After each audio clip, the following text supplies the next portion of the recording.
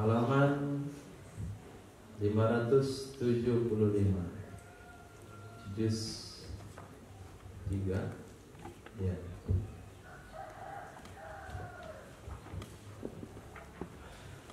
Selanjutnya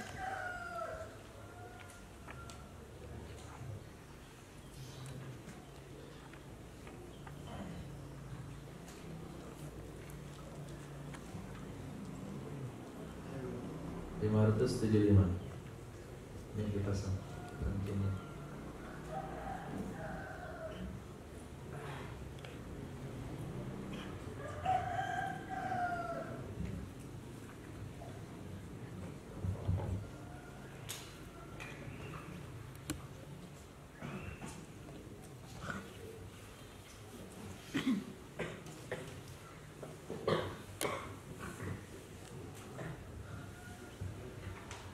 Bismillah, alhamdulillah, wassalatu wassalamu ala rasulillah wa ala alihi wa sahbihi wa ala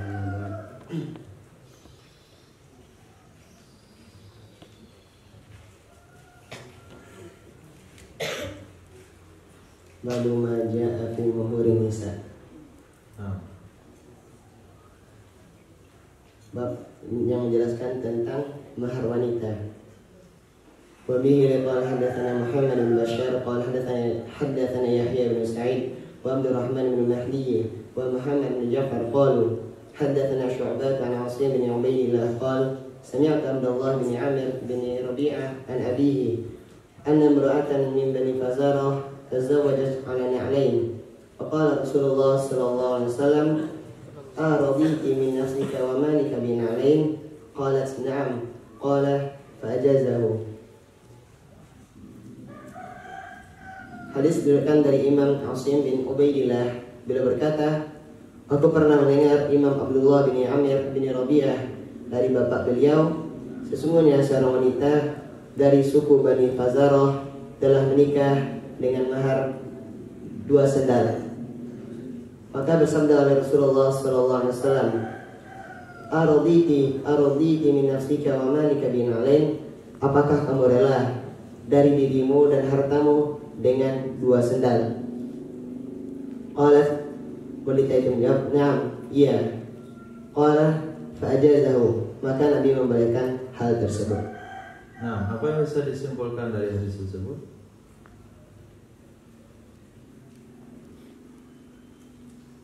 Tentang pembahasan mahar wanita. Oke. Kemudian mahar tergantung kepada wanita tersebut. Yang contohnya tadi seperti sendal. Jika seorang wanita rela maharnya sendal, maka maharnya tersebut sah dijadikan mahar. Jadi yang menentukan mahar wanita, bukan mama. Bukan. Kemudian apa lagi yang bisa disimpulkan dari situ?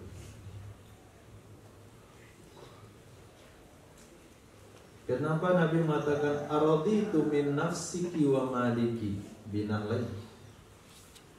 Kan suaminya menikahi beliau, menikahi wanita tersebut dengan mahar 2 sendal. Seharusnya pertanyaannya adalah araditi min nafsiki binalain. Apakah kamu rela memberikan dirimu dengan hanya 2 pasang sendal, dengan sepasang sendal? Lalu kenapa Nabi mengaitkan di sini araditi min nafsiki wa maliki?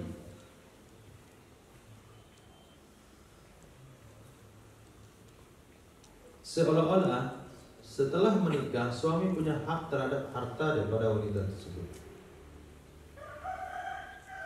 Benar demikian dalam syariat Islam. Kalau kita sudah menikah dengan wanita, kita bisa menguasai hartanya? Tidak. Bisa dihartain tidak? Harta tidak. Lalu kenapa Nabi tanyakan? Karena mahar yang diserahkan tersebut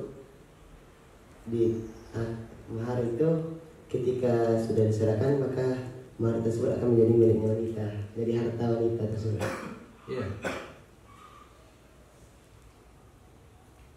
Nabi bertanya, kenapa kamu apakah kamu puas? Kenapa pertanyaan itu Nabi ungkapkan?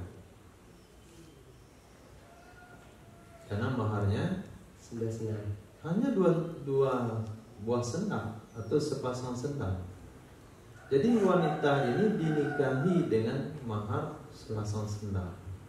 Harusnya yang Nabi katakan, apakah kamu rela menyerahkan dirimu dengan sepasang sendal? Kan begitu saja. Tidak ada masalah. Pembahasan sudah selesai. Seolah-olah di sini Nabi mengaitkan harta juga. Apakah kamu rela menyerahkan dirimu dan hartamu hanya dengan menyerahkan sepasang sendal? Seolah-olah setelah seseorang menikah berarti suami punya hak atas harta istrinya. Dalam syariat dijelaskan kalau kalimat menikah itu sebagai badal nafsika. Sebagai badal nafsika. Oh, itu kata misal. Badal apa namanya itu?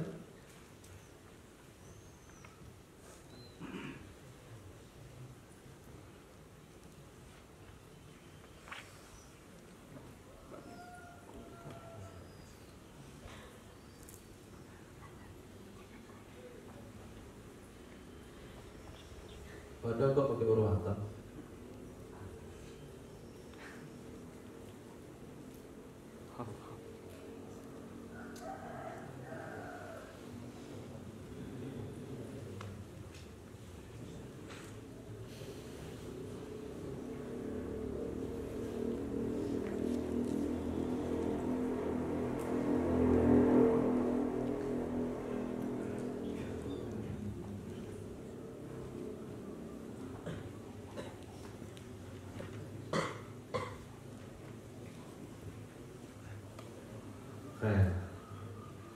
Ada lagi yang bisa disimpulkan dari situ?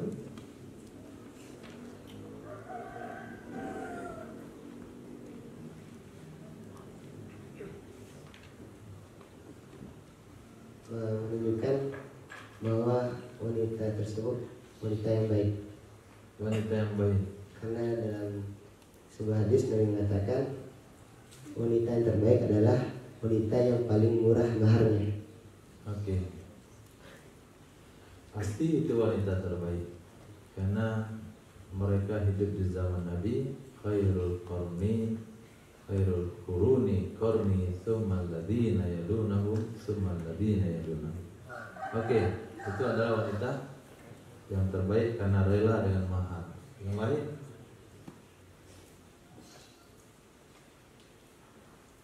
Hemat hukum salah satunya boleh menjadikan sepasang sandal untuk jadi mahar. Boleh menjadikan sepasang sandal. Sepasang sandal itu simbol apa itu?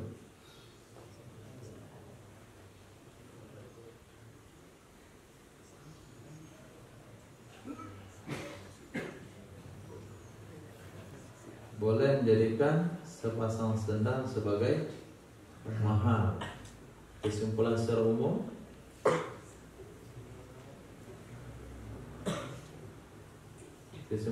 umum, boleh menjadikan mahar sesuatu yang tidak terlalu bernilai. Terima nikahnya putri bapak dengan 5 potong goreng pisang.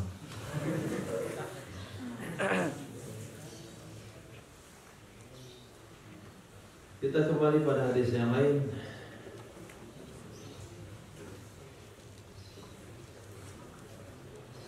Nomor 581.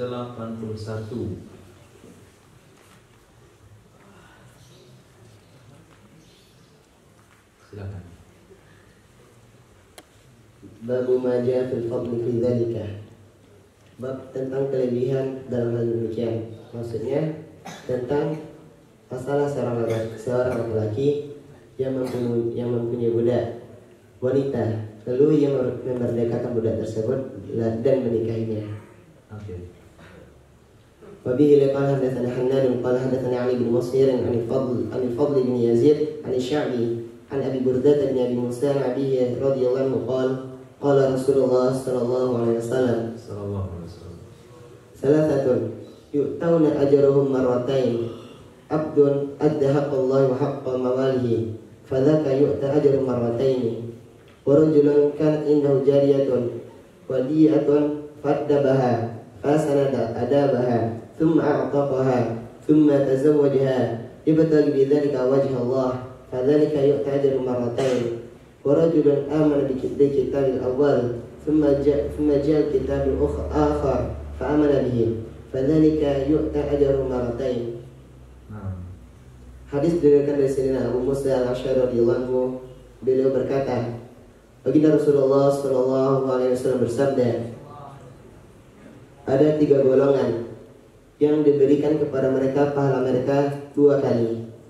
Golongan pertama yaitu seorang hamba, seorang budak yang menunaikan hak Allah dan hak majikannya, maka itulah orang yang diberikan pahalanya 2 kali.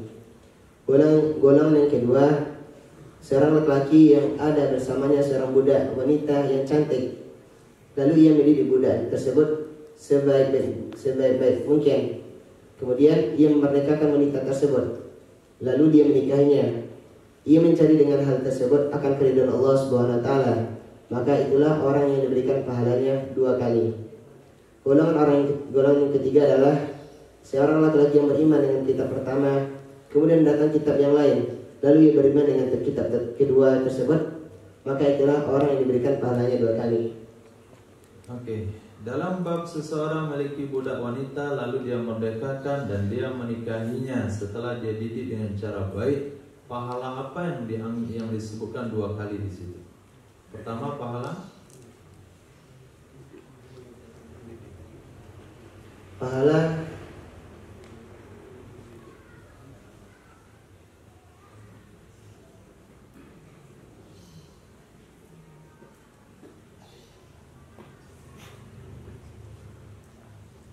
kalau beriman yang kita kan jelas, beriman yang kita Taurat, datang kita Injil, apa pula beriman yang kita Injil. Beriman yang kita Injil, datang Quran, beriman yang Quran, apa 2 pahala, beriman yang 2 nabi, 2 syariat, 2 kitab. Nah, sekarang budak wanita yang kita merdekakan lalu kita nikahi dapat pahala 2 kali. Pahala pertama, pahala karena memerdekakan wanita tersebut. Nah, kedua, pahala karena menikahinya. Karena menikahinya. Kenapa dijadikan dia 2 pahala?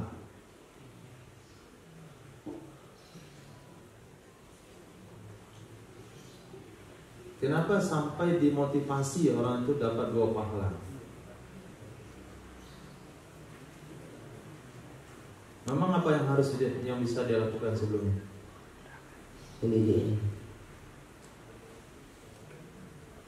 Leluasa apa yang bisa dia lakukan kepada budak itu?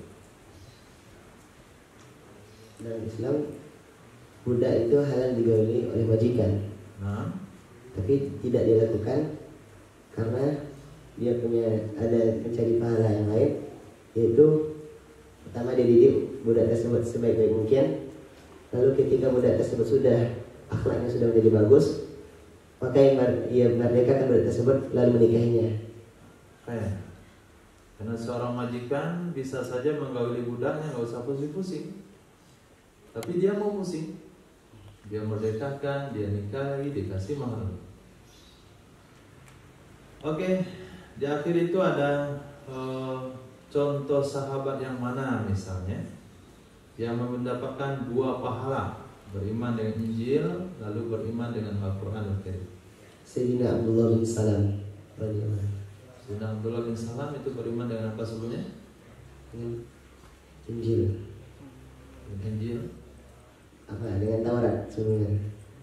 Lalu ketika datang kenabian kepada Nabi Muhammad, beliau mengimani hal tersebut lalu masuk Islam. Siapa lagi kira-kira sahabat Nabi yang yuta ajruhum marratain? Sayyidina Salman Al-Farisi. Bismillah, alhamdulillah, wassalatu wassalamu ala Rasulillah wa ala alihi wa sahbihi.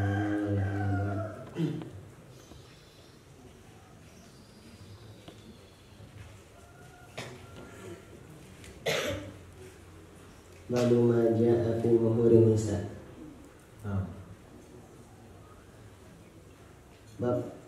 menjelaskan tentang mahar wanita. Wa bihi qala hadatsana Muhammad bin Bashar qala hadatsana Yahya bin Sa'id wa Abdurrahman bin Mahdi wa Muhammad bin Ja'far qalu hadatsana Syu'bah an Asim bin Ubaydillah qala sami'tu Abdullah bin Amir bin Rabi'ah an abihi anna imra'atan min Bani Fazarah tazawwajat 'ala na'layn. Faqala Rasulullah sallallahu alaihi wasallam araditi min nafsika wa malika bina'lain? Qalat na'am. Qala fa'ajazahu. Hadis diriwayatkan dari Imam Asim bin Ubaidillah. Beliau berkata, aku pernah mendengar Imam Abdullah bin Amir bin Rabi'ah dari bapak beliau, sesungguhnya seorang wanita dari suku Bani Fazarah telah menikah dengan mahar 2 sendal. Maka bersabda oleh Rasulullah SAW, araditi min nafsika wa malika bina'lain? Apakah kamu rela dari dirimu dan hartamu dengan 2 sendal? Qalat, wanita itu menjawab, na'am, iya. Qala fa'ajazahu, maka Nabi membolehkan hal tersebut. Nah, apa yang bisa disimpulkan dari hadis tersebut?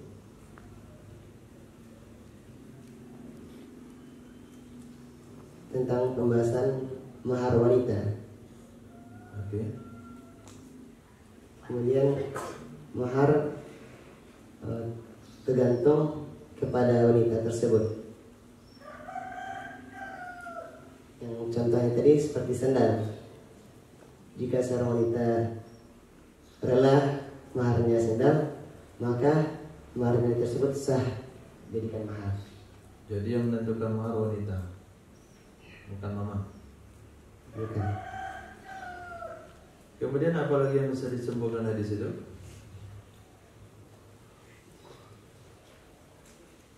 Kenapa Nabi mengatakan araditu min nafsiki wa maliki bina'lain?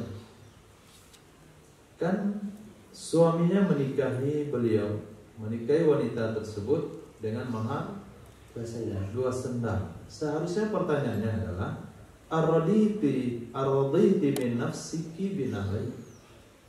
Apakah kamu rela memberikan dirimu dengan hanya 2 pasang sendal, dengan sepasang sendal?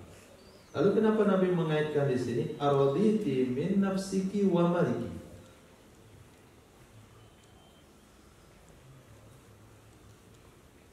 Seolah-olah setelah menikah suami punya hak terhadap harta daripada wanita tersebut. Benar demikian dalam syariat Islam.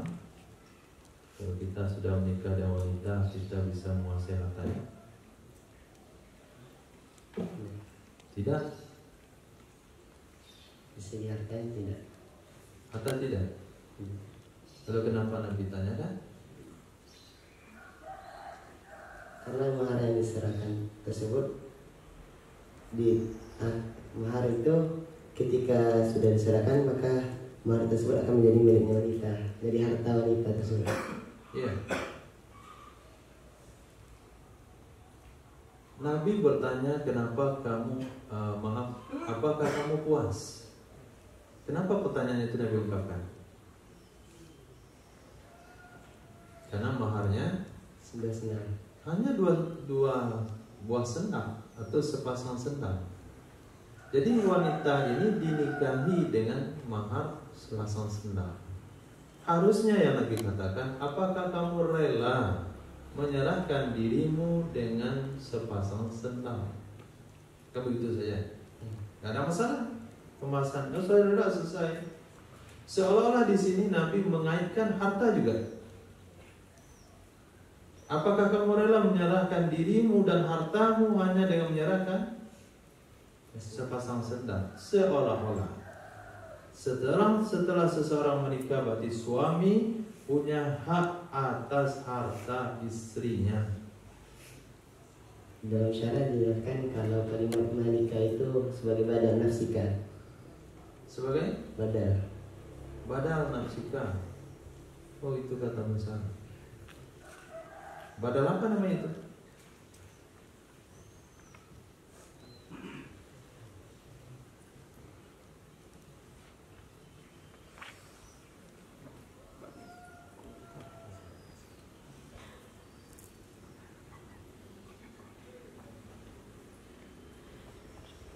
Padahal kok pakai huruf atap?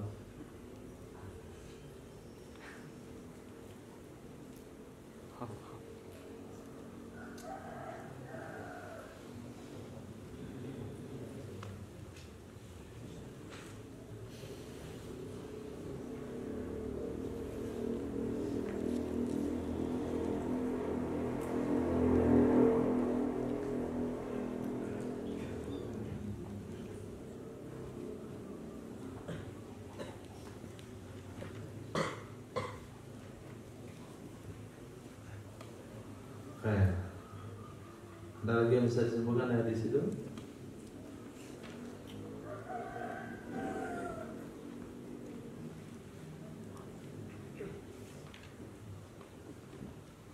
Menunjukkan bahwa wanita tersebut wanita yang baik. Wanita yang baik. Karena dalam sebuah hadis Nabi mengatakan wanita yang terbaik adalah wanita yang paling murah maharnya. Oke. Pasti itu wanita terbaik karena mereka hidup di zaman Nabi. Khairul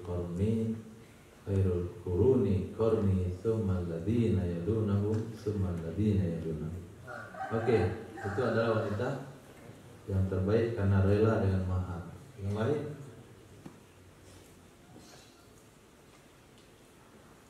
Hukum salah satunya boleh menjadikan sepasang sandal untuk jadi mahar. Boleh menjadikan sepasang sandal. Sepasang sandal itu simbol apa itu?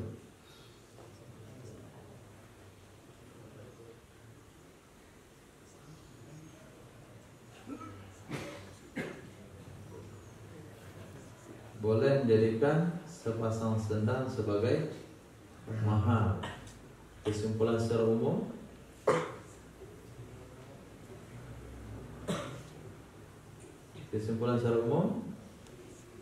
boleh menjadikan mahar sesuatu yang tidak terlalu bernilai.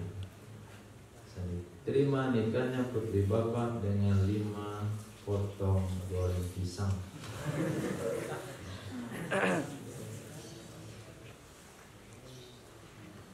Kita kembali pada hadis yang lain.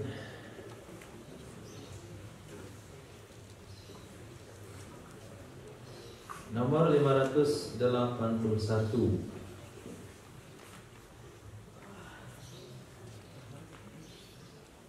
Silakan. Babu maja fil fadli fi dzalika. Bab tentang kelebihan dalam hal demikian. Maksudnya tentang masalah seorang laki-laki yang mempunyai budak wanita, lalu ia memerdekakan budak tersebut dan menikahinya. Oke.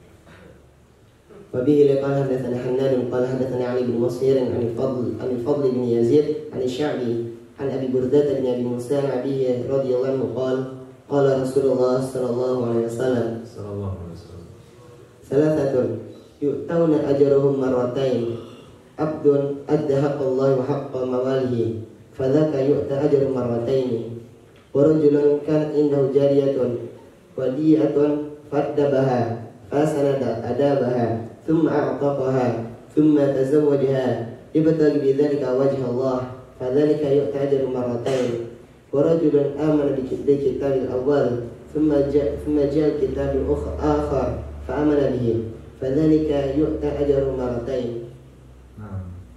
Hadis diriwayatkan dari Sayyidina Abu Musa al-Asy'ari radhiyallahu anhu, beliau berkata, baginda Rasulullah sallallahu alaihi wasallam bersabda, ada 3 golongan yang diberikan kepada mereka pahala mereka 2 kali.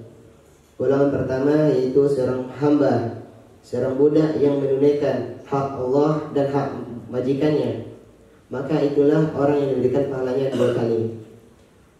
Golongan yang kedua, seorang laki-laki yang ada bersamanya seorang budak wanita yang cantik, lalu ia mendidik budak tersebut sebaik-baik mungkin. Kemudian ia memerdekakan wanita tersebut, lalu dia menikahinya. Ia mencari dengan hal tersebut akan keridhaan Allah Subhanahu wa taala, maka itulah orang yang diberikan pahalanya 2 kali.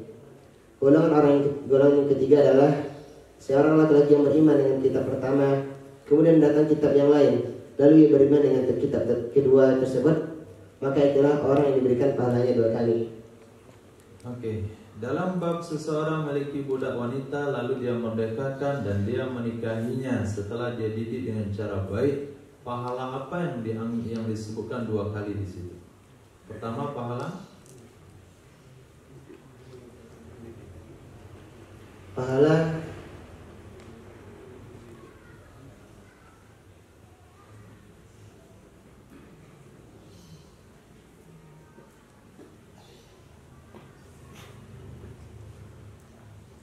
kalau beriman yang kita kan jelas.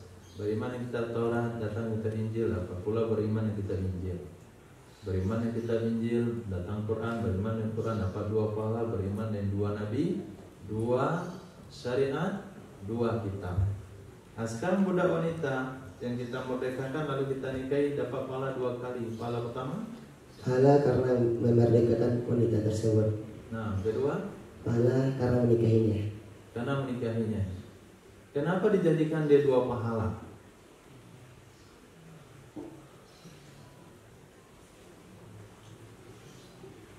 Kenapa sampai dimotivasi orang itu dapat 2 pahala? Memang apa yang bisa dia lakukan sebelumnya? Mendidik. Leluasa apa yang bisa dia lakukan kepada budak itu? Dalam Islam, budak itu halal digauli oleh majikan. Nah, tapi tidak dilakukan karena dia ada mencari pahala yang lain, yaitu pertama dia didik budak tersebut sebaik-baik mungkin. Lalu ketika budak tersebut sudah akhlaknya sudah menjadi bagus, maka ia merdekakan budak tersebut lalu menikahinya. Karena seorang majikan bisa saja menggauli budaknya, nggak usah pusing-pusing. Tapi dia mau pusing. Dia merdekakan, dia nikahi, dikasih mahar. Oke, di akhir itu ada contoh sahabat yang mana misalnya yang mendapatkan 2 pahala, beriman dengan Injil lalu beriman dengan Al-Quran Al-Karim. Sayyidina Abdullah bin Salam. Sayyidina Abdullah bin Salam itu beriman dengan apa sebelumnya? Injil. Injil. Dengan Taurat sebelumnya. Lalu ketika datang kenabian kepada Nabi Muhammad, beliau mengimani hal tersebut lalu masuk Islam. Siapa lagi kira-kira sahabat Nabi yang yuktab Najrul Maratain? Sayyidina Salman Al-Farisi. Sayyidina Salman Al-Farisi. Kemudian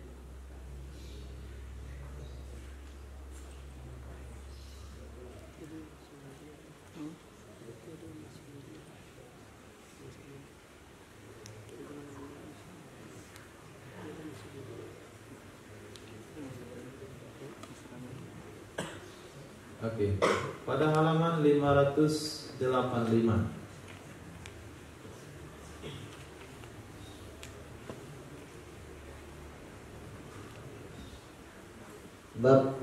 Babu ma ja'a fil muhilli wal muhillali lahu. Bab tentang menjelaskan tentang muhil dan muhallallah. Apa itu muhil, apa muhallallah? Contoh kasus terjadi perceraian antara suami dan istri. Itu talak 3. Ketika jatuh talak 3, maka suami tidak boleh lagi rujuk kepada istrinya. Ya. Maka ketika seorang suami ingin kembali pada istrinya, maka dia harus melewati 5 tahap. Yang pertama, suci. Istri tadi itu harus melewati 5 tahap. Yang pertama, istrinya tadi itu habis masa iddahnya.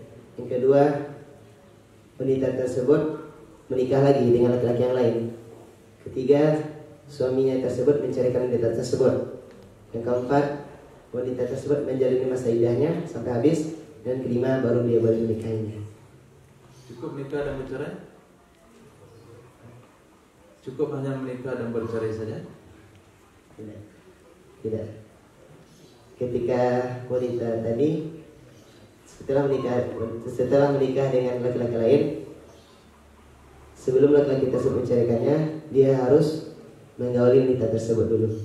Nah, berapa urusan yang muhallil dan muhallalah? Maka urusan muhil dan muhallalah adalah laki-laki tersebut dia sewa seseorang, misalnya temannya, dia berkata kepada temannya, wahai temanku, tolong kamu nikahi istriku, mantan istriku, dengan bayaran sekian, tapi dengan syarat kamu hanya boleh menggaulinya cuma 1 kali. Lalu setelah itu kamu ceraikan dia, nanti setelah itu baru saya bayar hak upahnya. Maka laki-laki yang disewa tersebut namanya muhil, dan laki-laki yang menyewa atau yang memberi upah itu namanya muhallalah. Oke, baca hadisnya. Wabihi qala hadatsana Abu Sa'id al-Asy'ari wa qala hadatsana Ash'ath bin Abdurrahman bin Zubair al-Ayyami qala hadatsana Mujahid al-Sya'bi an Jabir bin Abdullah wa al-Harith an Sayyidina Ali karamallahu wajhahu qala inna Rasulullah sallallahu alaihi wasallam la'ana al-muhilla wa muhallalah. Hadis riwayat Imam Sayyidina Jabir dan Sayyidina Ali radhiyallahu anhuma. Kedua-duanya berkata, sesungguhnya Rasulullah sallallahu alaihi wasallam mengetuk muhil dan muhallalah. Kalau sekiranya antara muhil dan muhallalah tidak terjadi bayar-bayar, cuma hanya meminta saja, gak dibayar, apakah hukumnya haram juga?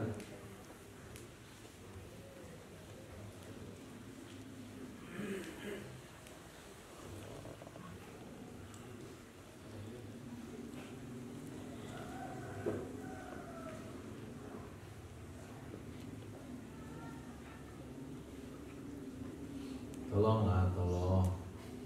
Tetap haram juga. Hah? Tetap haram. Kenapa? Karena bermain-main dengan pernikahan. Bermain-main dengan pernikahan.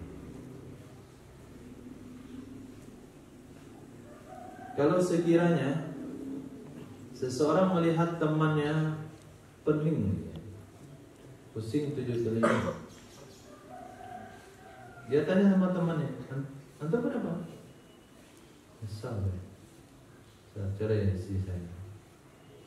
Minum enak, nasi makan rasa sekam, airnya rasa duri, pusing 7 telinga." Itu ungkapan dari seorang. Nah, temannya ini berinisiatif untuk menikahi istrinya. Mantan istri kawannya, supaya kawannya bisa kembali. Kawan yang sedih ini nggak tahu dalam hal ini. Apakah haram juga? Haram juga. Haram juga. Siapa yang haram? Bagi laki-laki yang melakukan tersebut muhil. Kalau mantan suami nggak haram? Enggak, karena tidak ada permintaan dari sang suami. Itu gara-gara dia cerita maka dia mau menikah. Kalau dia nggak cerita enggak? Dia tidak ada kata permintaan di sana. Nggak ada kata permintaan. Itu ada kata perintah mana? Baru haram. Baru haram kepada suami juga. Haram juga.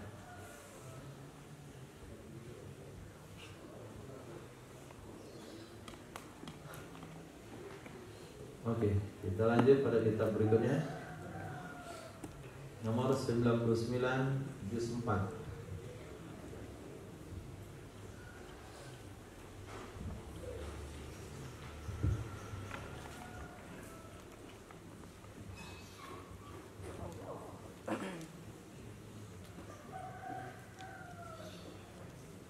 Babu maja fi bail mudabbar.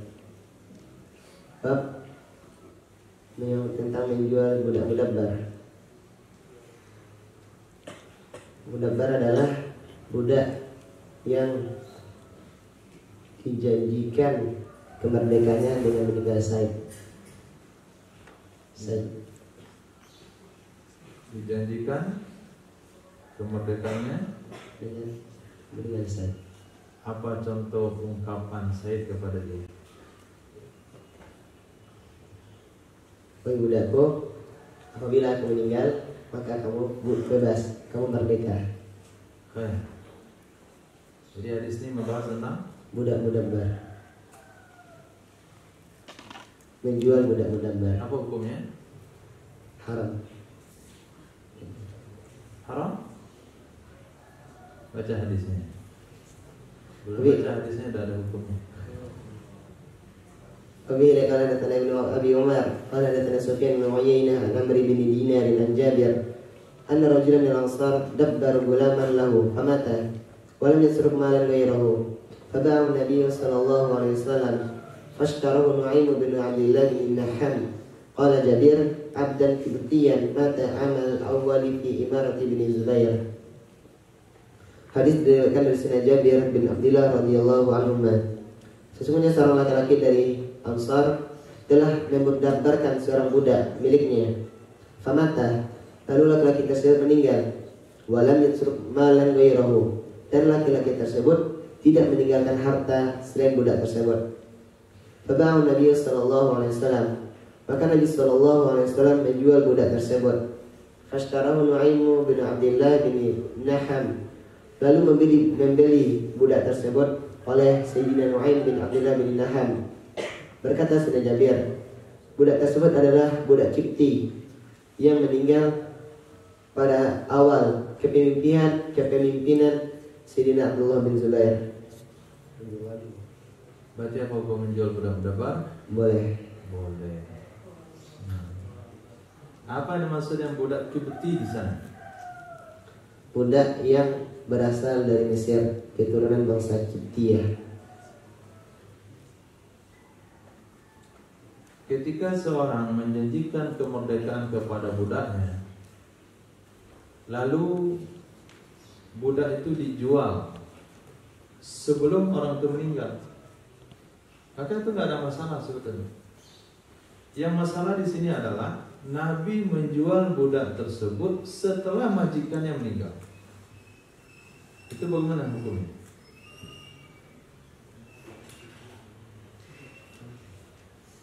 Kan majikan sudah meninggal. Ya. Seorang Ansar telah memudabbarkan budak dia, lalu Ansar itu meninggal dan dia tidak meninggalkan harta kecuali satu-satunya budak tersebut. Ketika si Ansar ini meninggal, mestinya budak dan merdeka. Karena kalau sama meninggal, kamu merdeka. Tapi ternyata budak itu dijual oleh Nabi SAW. Kenapa dijual oleh Nabi SAW? Karena orang sudah meninggal.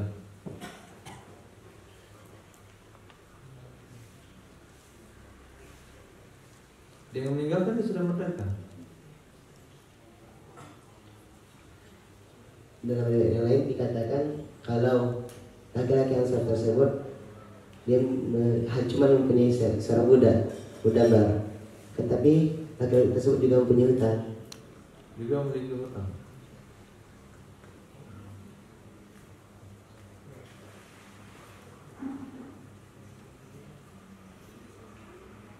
Jadi mudabbar boleh dijual kalau sekiranya yang memudabbarkan meninggal dalam keadaan memiliki hutang. Jadi memiliki harta yang lain. Dan tidak memiliki harta yang lain. Berarti pemudabbarannya batal. Kenapa batal pemudabbarannya? Gara-gara hutang dan tidak punya harta yang lain? Karena mudabbar itu terjadi setelah meninggal Sayyid, akan tapi sebelum meninggalnya Sayyid hutang itu sudah ada dulunya. Berarti lebih awal hutang daripada pemudabbaran.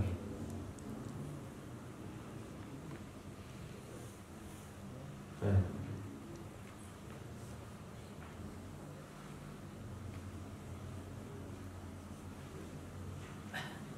Seratus 31 hadis terakhir.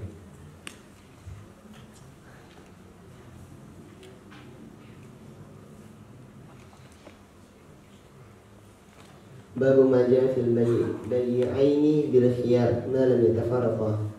Bab yang menjelaskan tentang dua orang yang berjual beli dengan boleh khiyar selama kedua-duanya belum berpisah.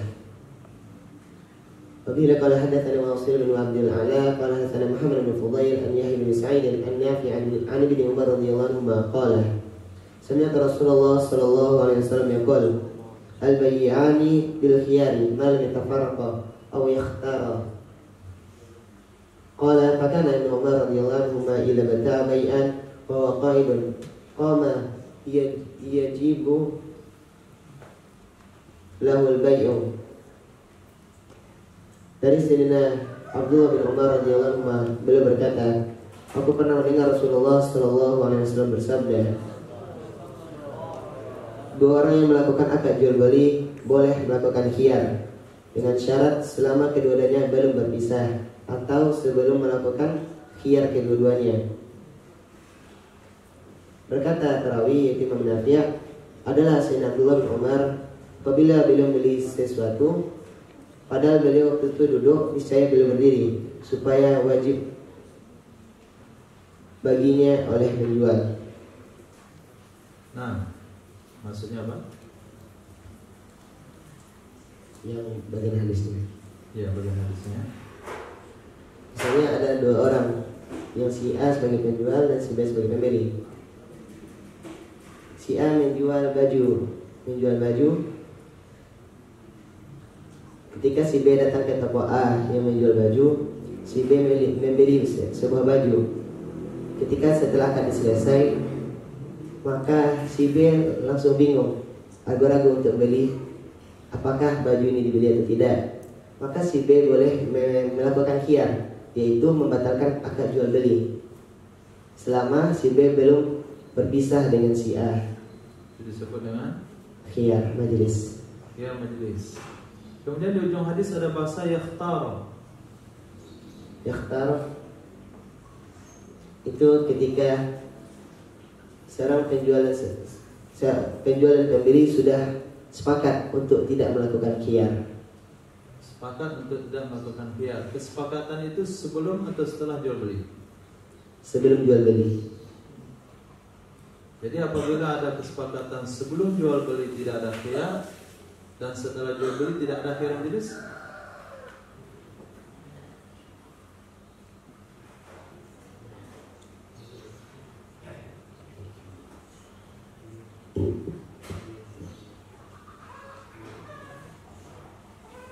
si A dan si B beli baju. Cerita baju jadi tadi. Jadi ketika si A dan si B tawar-menawar, ini baju saya jual sama kamu dengan syarat kita selesai jual beli tidak boleh membatalkan jual beli. Setelah mereka melakukan jual beli, mereka nggak berpisah, masih punya hakkah kedua-duanya untuk melakukan khiyar majelis.